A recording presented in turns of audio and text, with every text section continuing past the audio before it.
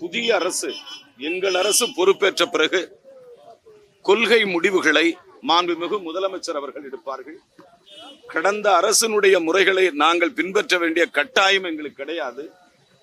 எங்கள் அரசு, புதிய அரசு அமைந்த பிறகு மாண்புமிகு முதலமைச்சர் திரு சி. ஜோசப் விஜய் அவர்கள் கண்டிப்பாக அமைச்சர்கள், அரசு உயர் அதிகாரிகள், உயர்கல்வி அமைச்சகத்தினுடைய வழிகாட்டுதலை நெறிமுறைப்படுத்துவார். மாண்புமிகு முதலமைச்சர் அவர்களின் வழிகாட்டுதலின்படி விரைவில் அறிவிப்புகள் உங்களுக்கு வரும். ஒரு கட்சியிலிருந்து அந்த கட்சியினுடைய சட்டமன்ற உறுப்பினர் தான் விருப்பத்திற்கு ஏற்றவாறு தனது பதவியை ராஜினாமா செய்கிறார்.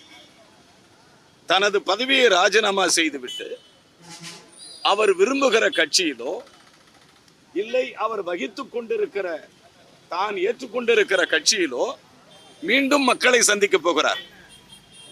அவர் ஒன்னும் எம்எல்சியா வரப்போறதில்லை, அவர் ஒன்னும் ராஜ்யசபாவில் வரப்போறதில்லை. மீண்டும் மக்களிடம் போகிறார். மீண்டும் மக்கள் அவர்களை தேர்ந்தெடுத்து மீண்டும் வருவதற்கான அறிகுறிகள் ஜனநாயகத்தில் உள்ளது. ஒரு சட்டமன்ற உறுப்பினர் தன்னுடைய பதவியை ராஜினாமா செய்துவிட்டு மீண்டும் மக்களை சந்திக்கிறார். மக்களை சந்தித்து மீண்டும் சட்டமன்றத்திற்கு அவர் விரும்புகிறார். இது ஜனநாயகத்தினுடைய விரோதமாகவோ, என்னை பொறுத்தளவில் இதை குதிரை பேரமாகவோ நான் கருதவில்லை.